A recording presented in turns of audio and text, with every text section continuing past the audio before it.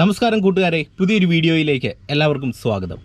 ഇന്നത്തെ ഒരു വീഡിയോയിൽ നമ്മൾ പഠിക്കുന്നത് പല ആൾക്കാർക്കും ഒരു വാഹനം ഡ്രൈവ് ചെയ്തു പോകുമ്പോൾ, തുടക്കക്കാർക്ക് പ്രത്യേകിച്ച് ആക്സിലറേറ്റർ കൺട്രോൾ ചെയ്യുമ്പോൾ വണ്ടിയുടെ വേഗത ശകലം ഒന്ന് കൂട്ടാനായിട്ട് ആക്സിലറേറ്റർ കൊടുക്കും. പക്ഷെങ്കിൽ വേഗത അമിതമായിട്ട് കൂടി വാഹനം നമ്മുടെ കൺട്രോളിൽ കിട്ടാതെ ആക്സിലറേറ്റർ കൊടുക്കാറുണ്ട്.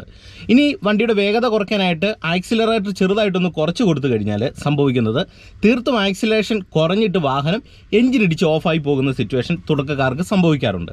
അതുപോലെ തന്നെ ബ്രേക്ക് ചെയ്യുന്ന അവസരങ്ങളിലും ഇങ്ങനെ തന്നെ സംഭവിക്കാറുണ്ട്. ഒന്നെങ്കിൽ ബ്രേക്ക് ചെയ്യുന്ന അവസരങ്ങളിൽ വണ്ടി സ്ലോ ചെയ്യാനായിട്ട് ബ്രേക്ക് ചെയ്യുമ്പോൾ കൂടുതലുള്ള ഒരു ബ്രേക്കിംഗ് സംഭവിച്ചിട്ട് വാഹനം എഞ്ചിനിടിച്ച് ഓഫായി പോകുന്നു. അപ്പോൾ ഒരു വാഹനം ഡ്രൈവ് ചെയ്യുമ്പോൾ എങ്ങനെ നമുക്ക് ആക്സിലറേറ്ററും ബ്രേക്കും നമ്മളുടെ ഇഷ്ടാനുസരണം ബാലൻസ് ചെയ്ത് വണ്ടി ഓടിക്കാം എന്നുള്ളതാണ് ഇന്നത്തെ ഒരു വീഡിയോയിൽ നിങ്ങളുമായിട്ട് ഷെയർ ചെയ്യുന്നത്.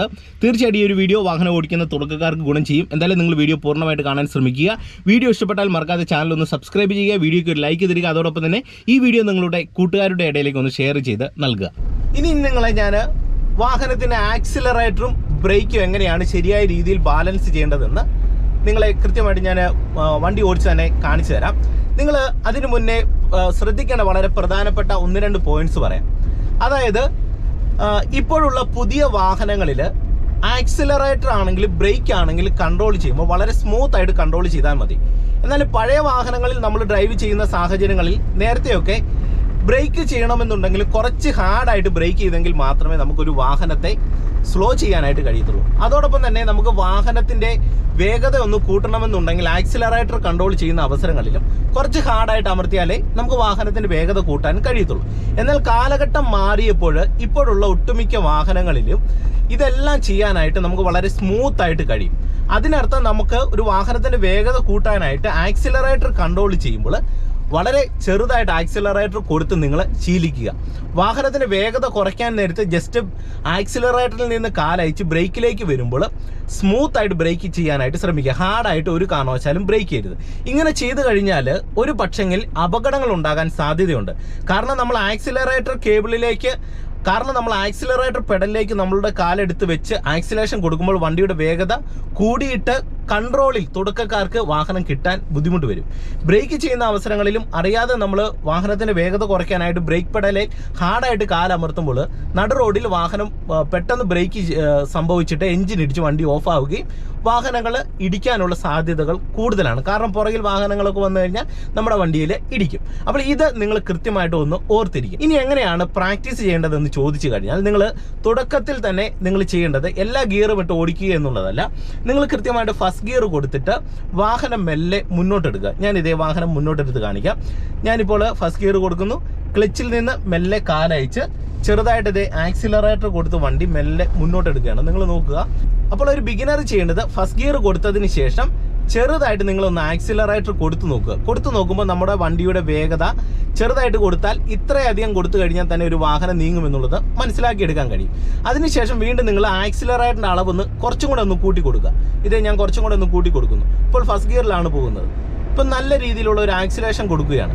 ഫസ്റ്റ് ഗിയറിൽ ഞാനിപ്പോൾ നല്ല രീതിയിലുള്ള ഒരു ആക്സിലേഷൻ കൊടുത്തപ്പോഴും നിങ്ങൾ മനസ്സിലാക്കുക, എനിക്ക് വാഹനത്തിൻ്റെ വേഗത ഒരുപാട് കൂടുന്നില്ല. കാരണം ഫസ്റ്റ് ഗിയറിലായതുകൊണ്ട് തന്നെ ഒരുപാട് വാഹനത്തിൻ്റെ വേഗത കൂടുന്നില്ല. അതുപോലെ തന്നെ ആക്സിലറേറ്ററിൻ്റെ ആ ഒരു അളവ്, ഫസ്റ്റ് ഗിയറിലുള്ള ഒരു അളവ് എനിക്ക് കൃത്യമായിട്ട് മനസ്സിലാക്കി എടുക്കാനായിട്ട് കഴിയുന്നുണ്ട്.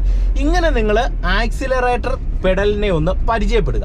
അതോടൊപ്പം തന്നെ നിങ്ങൾ ചെയ്യേണ്ടത് ബ്രേക്കിലും കൂടെ കാലെടുത്ത് വണ്ടി സ്ലോ ചെയ്യാനായിട്ട്. ഇപ്പോൾ നിങ്ങൾ നോക്കുക, ഞാൻ ചെറിയൊരു ഇറക്കത്തിലാണ് പോകുന്നത്. ഞാൻ ബ്രേക്കിലേക്ക് കാലെടുത്ത് വെക്കുകയാണ്. ഇതേ ചെറുതായിട്ട് ബ്രേക്ക് കാല് വെച്ചപ്പോൾ തന്നെ വണ്ടി സ്ലോ ആകുന്നുണ്ട്. ഹാർഡായിട്ട് അമർത്തിയാൽ സംഭവിക്കുന്നത് നിങ്ങളെ ഞാൻ കാണിച്ചു തരാം. അതെ, ഞാൻ ഹാർഡായിട്ട് ബ്രേക്ക് അമർത്താൻ പോവുകയാണ്.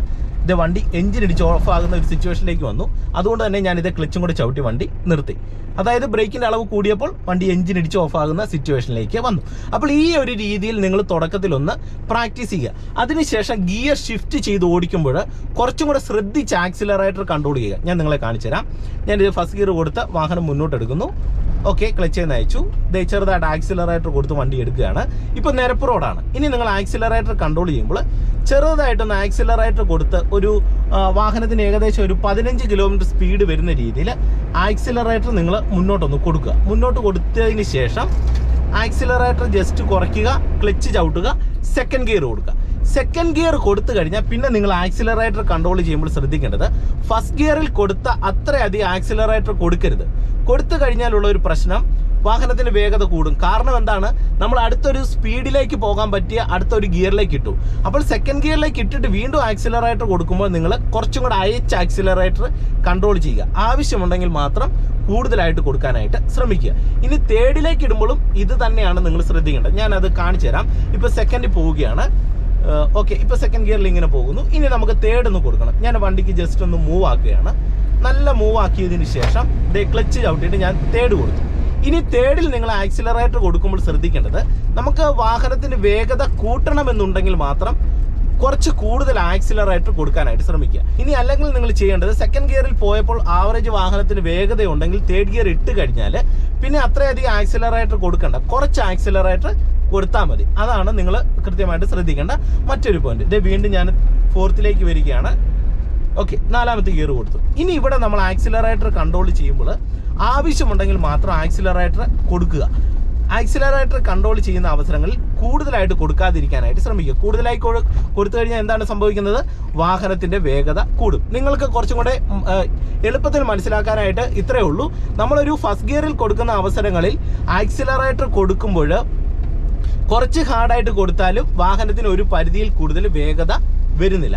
എന്നാൽ നമ്മൾ വണ്ടി മൂവ് ആക്കിയതിന് ശേഷം സെക്കൻഡ് ഗിയർ ഇടുമ്പോൾ പിന്നെ സംഭവിക്കുന്നത്, അടുത്തൊരു ഗിയറിലേക്ക് വന്ന് ഒരു സ്ട്രെയിറ്റ് റോഡിലാണ് നമ്മൾ പോകുന്നതെങ്കിൽ സെക്കൻഡ് ഗിയറിലേക്ക് വരുമ്പോൾ വാഹനത്തിൻ്റെ വേഗത ആക്സിലറേറ്റർ കൊടുക്കുന്നതിനനുസരിച്ച് വളരെ വേഗത്തിലേക്ക് വാഹനത്തിന് വേഗത കൂടാൻ സാധ്യതയുണ്ട്. അതുകൊണ്ട് തന്നെ ആക്സിലറേറ്റർ കൺട്രോൾ ചെയ്യുമ്പോൾ നമ്മൾ കുറച്ച് ശ്രദ്ധിച്ച് വേണം ആക്സിലറേറ്റർ കൺട്രോൾ ചെയ്യാൻ. പിന്നെ ഓരോ ഗിയർ മുന്നോട്ട് ഇടുന്ന അവസരങ്ങളിലും വളരെ ശ്രദ്ധിച്ച് വേണം നിങ്ങൾ ആക്സിലറേറ്റർ കൺട്രോൾ ചെയ്യാൻ. ഇങ്ങനെ നിങ്ങളൊന്ന് ബാലൻസ് ചെയ്ത് ഓടിച്ചു കഴിഞ്ഞാൽ നിങ്ങൾക്ക് ആക്സിലറേറ്റർ കൺട്രോളിങ് നിങ്ങളുടെ ഇഷ്ടാനുസരണം ബാലൻസ് ചെയ്ത് തന്നെ നിങ്ങൾക്ക് വാഹനം ഡ്രൈവ് ചെയ്യാൻ കഴിയുന്നതാണ്.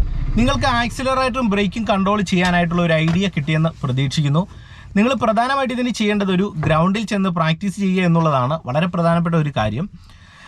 കൃത്യമായിട്ട് നിങ്ങളിത് ബാലൻസ് ചെയ്ത് പഠിച്ചിരിക്കണം. ഇല്ലെങ്കിൽ വലിയ അപകടങ്ങളിലേക്കൊക്കെ പോകാനുള്ള സാധ്യതകൾ കൂടുതലാണ്. കാരണം ഒരുപാട് പേര് വാഹനം ഡ്രൈവ് ചെയ്യുമ്പോൾ ഇങ്ങനെയുള്ള അബദ്ധങ്ങളൊക്കെ ചെയ്യാറുണ്ട്. ആക്സിലറേറ്റർ കൂടിപ്പോയിട്ട് വണ്ടിയുടെ വേഗത കൂടിപ്പോയി വണ്ടി ഇടിക്കുന്ന സിറ്റുവേഷനൊക്കെ പലയിടത്തും സംഭവിച്ചിട്ടുള്ളതാണ്. അതോടൊപ്പം തന്നെ ബ്രേക്ക് ചുമ്മാ ആവശ്യമില്ലാതെ സ്ലോ ചെയ്യാനായിട്ട് അമർത്തുമ്പോൾ കൂടുതലായിട്ടുള്ള ഹാർഡായിട്ടുള്ള ബ്രേക്കിംഗ് സംഭവിച്ചിട്ടും വലിയ അപകടങ്ങളൊക്കെ സംഭവിച്ചിട്ടുണ്ട്. അതുകൊണ്ട് തന്നെ നിങ്ങൾ ഈ കാര്യം വളരെയധികം ശ്രദ്ധിക്കേണ്ട ഒരു പോയിൻ്റാണ്. നിങ്ങൾ വാഹനം ഒരു ചെറിയൊരു ഗ്രൗണ്ടിൽ ചെന്നതിന് ശേഷം ഇത്തരത്തിലൊന്ന് ഓടിച്ച് പ്രാക്ടീസ് ചെയ്യുക. പിന്നെ പ്രധാനമായിട്ട് ശ്രദ്ധിക്കേണ്ടത്, നമ്മൾ ഫസ്റ്റ് ഗിയറിൽ വാഹനം എടുക്കുമ്പോൾ കുറച്ച് ആക്സിലറേറ്റർ കൊടുത്താൽ ഒരു പരിധിയിൽ കൂടുതൽ വണ്ടിക്ക് വേഗത ഉണ്ടാവില്ല. എന്നാലും നമ്മൾ സെക്കൻഡ് ഗിയർ ഇട്ടതിന് ശേഷം ഫസ്റ്റ് ഗിയറിൽ കൊടുത്ത അത്രയധികം ഒരു അളവിൽ ആക്സിലറേറ്റർ കൊടുത്താൽ വാഹനത്തിൻ്റെ വേഗത കൂടും. പിന്നെ നമ്മുടെ തേർഡിലേക്ക് ഇട്ടാലും ഫോർത്തിലേക്ക് ഇട്ട് വാഹനം ഓടിക്കുന്ന അവസരങ്ങളിലും ഫസ്റ്റ് ഗിയറിൽ കൊടുത്ത അത്രയധികം ഹാർഡായിട്ടുള്ള ആക്സിലറേറ്റർ നമ്മൾ കൊടുക്കേണ്ടതായിട്ടില്ല. അത്രയും കൊടുത്തു കഴിഞ്ഞാൽ വാഹനത്തിൻ്റെ വേഗത അമിതമായിട്ട് വർദ്ധിക്കുമെന്ന് മനസ്സിലാക്കുക. പിന്നെ ഓരോ ഗിയർ നമ്മൾ മുന്നോട്ടിടുമ്പോൾ ആക്സിലറേറ്റർ കൊടുക്കുമ്പോൾ കുറച്ച് അളവ് കുറച്ച് കൊടുക്കുവാനായിട്ട് ശ്രമിക്കുക. ആവശ്യമുണ്ടെങ്കിൽ മാത്രം കുറച്ച് കൂടുതലായിട്ട് കൊടുക്കാനായിട്ട് ശ്രമിക്കുക. ഫസ്റ്റ്, സെക്കൻഡ്, തേർഡ്, ഫോർത്ത് എന്നിങ്ങനെ മുന്നോട്ട് നമ്മൾ ഗിയർ ഇടുമ്പോൾ നിങ്ങൾ ആക്സിലറേറ്റർ പരമാവധി ശ്രദ്ധിച്ച് കൊടുക്കാനായിട്ട് ശ്രമിക്കുക. ഗിയർ ഡൗൺ ഷിഫ്റ്റ് ചെയ്യുന്ന അവസരങ്ങളിൽ പരമാവധി ആക്സിലറേറ്റർ ചെറുതായിട്ട് കൂടുതലായിട്ട് കൊടുക്കാനായിട്ടും ശ്രമിക്കുക. അപ്പോൾ ഇന്നത്തെ ഈ വീഡിയോ നിങ്ങൾക്ക് ബിഗിനേഴ്സിന് ഗുണമായെന്ന് പ്രതീക്ഷിക്കുന്നു. വീഡിയോ ഇഷ്ടപ്പെട്ടാൽ നിങ്ങളത് കമൻറ്റ് ബോക്സിൽ രേഖപ്പെടുത്തണം. അതോടൊപ്പം തന്നെ നിങ്ങളുടെ വിലപ്പെട്ട നിർദ്ദേശങ്ങളും നിങ്ങൾ കമൻറ്റ് ബോക്സിൽ ഇടുക. ഇത്തരത്തിലുള്ള വീഡിയോകൾ നിങ്ങൾക്ക് വീണ്ടും വേണമെന്നുണ്ടെങ്കിൽ മറക്കാതെ നമ്മുടെ ചാനലൊന്ന് സബ്സ്ക്രൈബ് ചെയ്യുക. വീണ്ടും നമുക്ക് മറ്റൊരു വീഡിയോയുമായിട്ട് അടുത്തൊരു ദിവസം കാണാം. എല്ലാവർക്കും നല്ലൊരു ദിവസം ആശംസിച്ചുകൊണ്ട് ഇന്നത്തെ വീഡിയോ നിർത്തുന്നു. നന്ദി, നമസ്കാരം.